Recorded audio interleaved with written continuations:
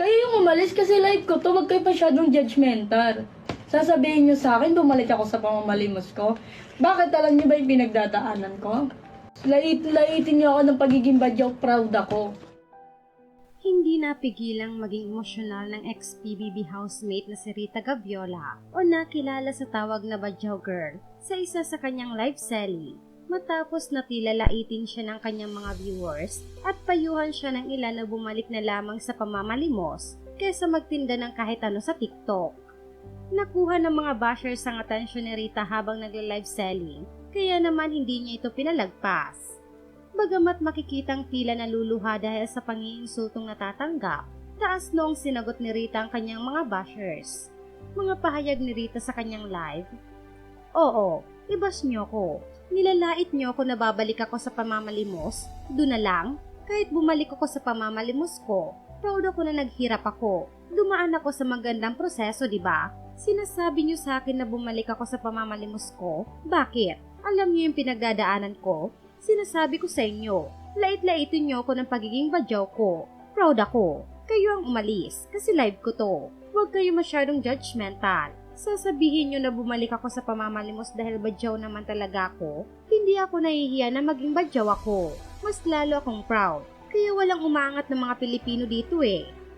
Matapos din ang live selling na ito ni Rita, ay nag-post pa siya sa kanyang social media account at nagpasalamat sa mga taong nagpaabot ng concern sa kanya matapos ang pangiinsultong natanggap niya sa kanyang live.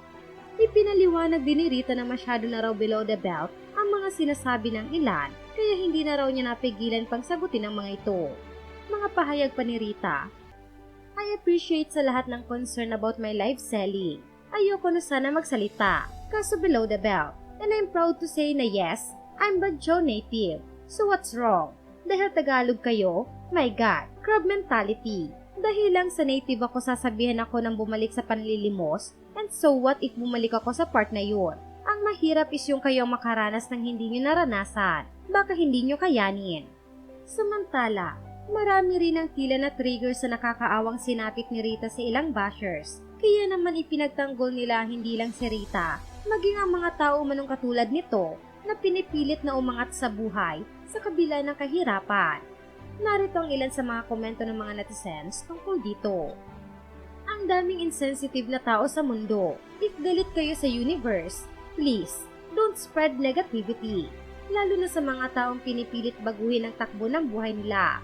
Sa mga taong pinipilit ibangon ang sarili nila, sa mga taong umalis sa dating buhay nila at gustong mas gumaan ang buhay, di sa pansariling kapakanan, kundi sa mga susunod nilang generation.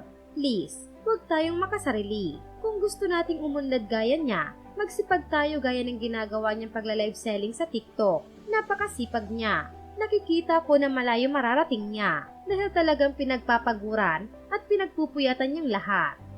Sa kabila nito ay masaya naman ang bagong balita ni Rita dahil sa ngayon ay engaged na siya sa boyfriend niya at ama ng kanyang anak.